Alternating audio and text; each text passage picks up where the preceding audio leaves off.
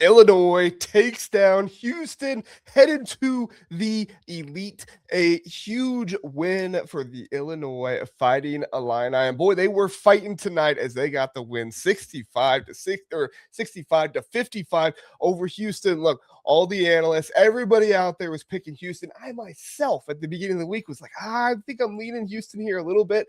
But then I looked at just the way Illinois was playing. I looked at this team and I said, you know what? I don't think Houston has the firepower to contend with this Illinois team. And even after that game at halftime was 24 to 22, we'll talk about the first half. Don't get me wrong, but even with that game at halftime being so close, I thought to myself, Illinois is leaving so much offense on the table here. This Illinois team, they were getting to the basket, they were taking good shots, they just weren't converting. And then in the second half, you have the explosion, the 17-0 run that changes everything over 6 minutes and 45 seconds in the second half to push the lead to 44 to 26 for the Fighting Illini with 11 minutes and 54 seconds left in the game. Now, Houston does mount a bit of a comeback here, but overall, this was a game where Illinois was able to pull away with this one. And despite a little bit of free throw concerns down the stretch,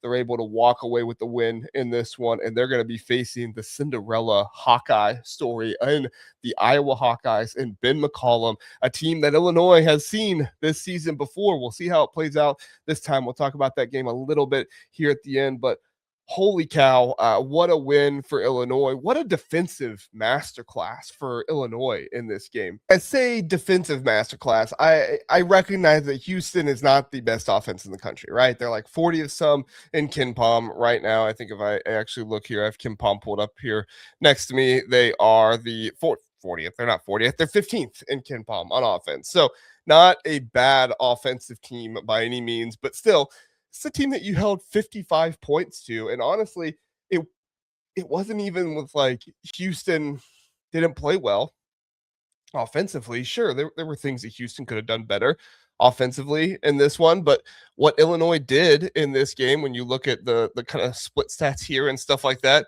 against Houston, they shot 34% from the field. They shot 28% from three. And look at that, 2 and 2, 2 for 2 in free throw attempts.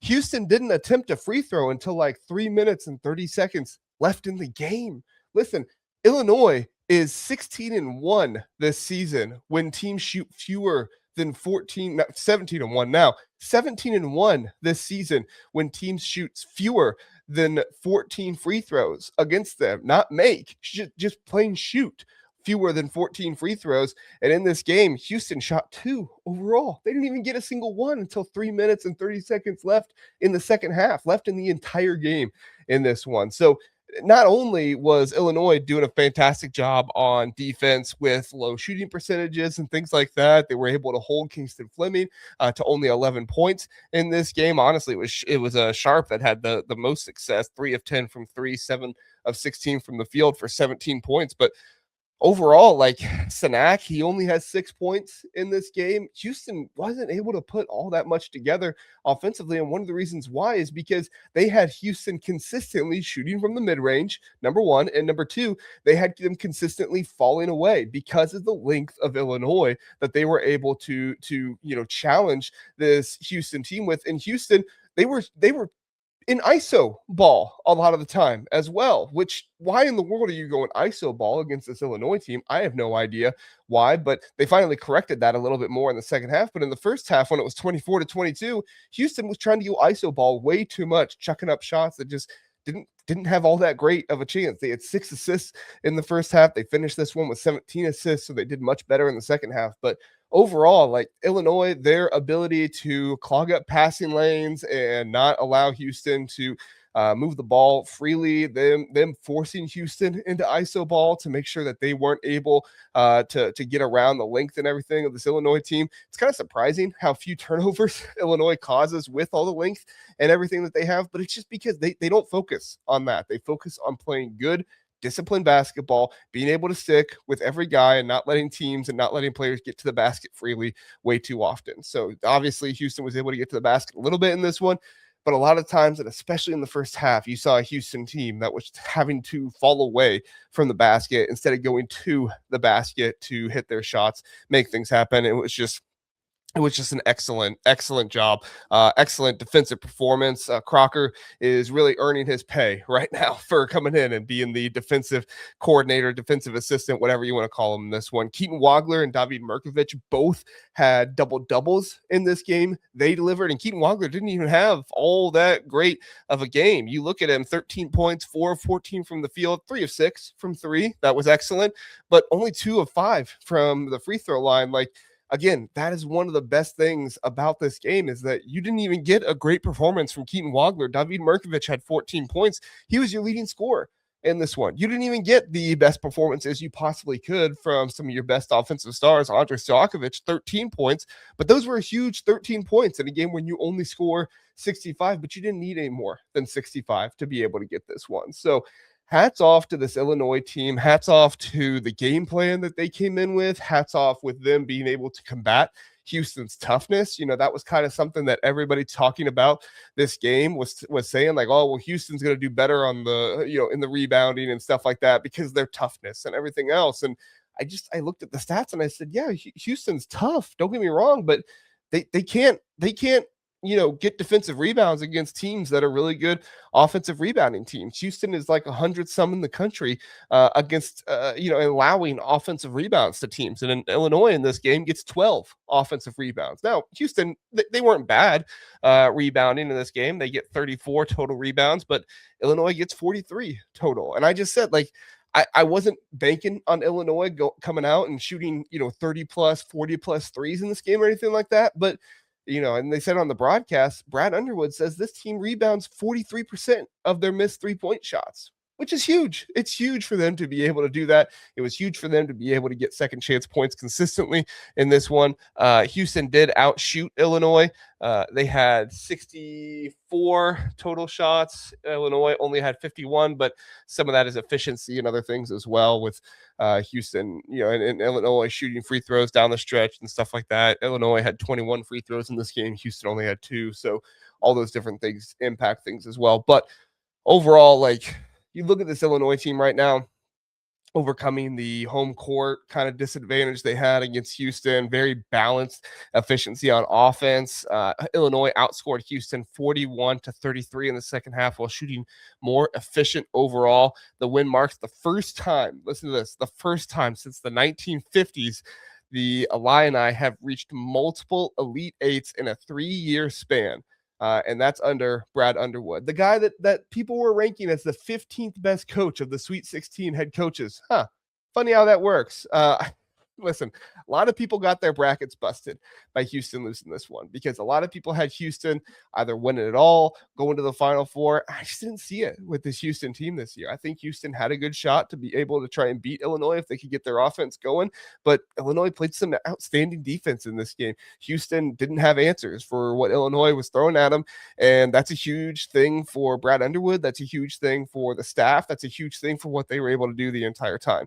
The opponent's 2-point percentage in this game was 40.6%. A huge key for Illinois is to keep teams under 47% from 2-point range, and they were able to do that in this one. 40.6%. Illinois was able to shoot over or nearly 40% in this game, 39.1%. If you're going to be able to hold the other team to under 40 to essentially 41% from 2-point range, and you're going to shoot 39% from 3-point range, that's some really good offense for you. That's some really good efficiency for you. And even only a 10-point win here for Illinois shows a lot with what they were able to do. So the big question is can they do that against Iowa now? Can they do that against the Iowa Hawkeyes, Ben McCollum, these guys that are playing fantastic basketball right now? They are the Cinderella story of the tournament. They are the team that brought in the guys from D2, from Drake, all these different places.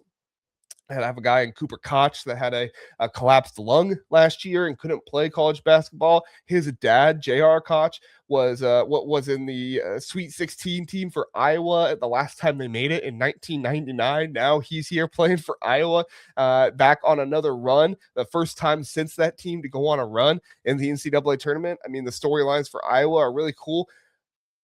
but storylines don't win you games. And that is the huge thing in this one is that Illinois, their play, if they can put together the play that they're supposed to put together, the efficiency, the offensive rebounding, all these things, like it's been special for Iowa to be able to go up against some of the front courts that they've been going up against to be able to beat them. Now, Nebraska doesn't have one of the best front courts in the nation, but they have a very good front court. I would say it's a better front court in the nation. All right, my internet went out there. I don't know what happened. I guess I was going too much and too much excitement here around Illinois. I'll just kind of pick up where I left off a little bit, which was that Illinois is going to be facing Iowa again in another rematch. Illinois or a rematch this season, as Illinois already beat Iowa 75-69 in Iowa City earlier this season. A win would send the Illini to their first Final Four since 2005 and give Big Ten basketball its Final Four team. Their first Final Four team is, I think, there would be the first one that would play on Saturday. Maybe we'll see what happens. I would think probably they would, but we'll see what happens. The Big Ten is assured a team in the Final Four at this point. Going to be huge for the conference, but that's not what people Illini fans care about right now. What Illini fans care about is being able to get to the Final Four for Illinois. And a tweet that I saw from Jeff Berzillo from ESPN, actually, while I was trying to figure out what was going on with my internet situation. He said, via ESPN research, Illinois' Keaton Wagler and David Mirkovic are the first pair of freshman teammates to each have a double-double in the same NCAA tournament game since freshmen became eligible in 1972 and 73. Not like the first one, since, this has gone on since like the 90s, ever. The first time freshmen ever have became eligible. Pretty special stuff there from Keaton Wagler, David Mirkovic. Pretty special stuff that the Illinois Fighting Illini are doing this season. Look, Iowa's doing some really special stuff too. This is going to be a dogfight. This is going to be a great game. This is going to be efficiency versus efficiency. This is going to be a whole lot of Illinois needing to continue to do what they've done to get here, though. They're going to need to play really good defense. In this game, they're going to need to not foul. Bennett Sturts has only turned the ball over once the entire NCAA tournament run. He's played over 120 minutes of basketball in the tournament. He's only turned the ball over once. Ben McCollum has been a master coach this NCAA tournament run. It's going to be a whole lot of really interesting stuff. And honestly, like if Illinois wins this game, it's going to take some good adjustments by the coach, by Brad Underwood, by the coaching staff. So if Illinois wins this game, I think there's going to need to be a whole lot of credit. That's my prediction.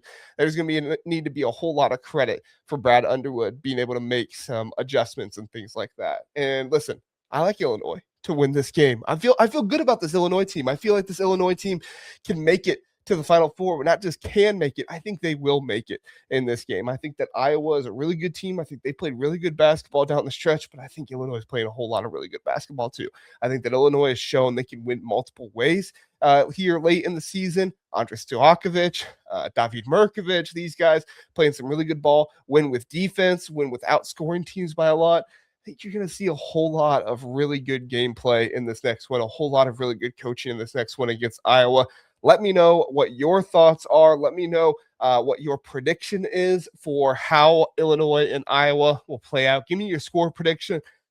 I'll give like 77-73. Illinois wins this game. That'll be my prediction. 77-73. Wonder if KenPom has the prediction for this one out yet. KenPom has Illinois winning the game 76-69. So we'll see if the Fighting Illini can make it happen. Let me know what your thoughts are and everything else. This is a whole lot of fun, whole lot of great stuff to be able to cover this team in the Elite Eight, and cross our fingers. I keep covering them into the Final Four. Have a good one, everybody. Like, subscribe here to Talk Illini. I haven't even said that yet because I was so excited. Part of the Orange and Blue news of the On3 network. Have a good one. We'll see you next time.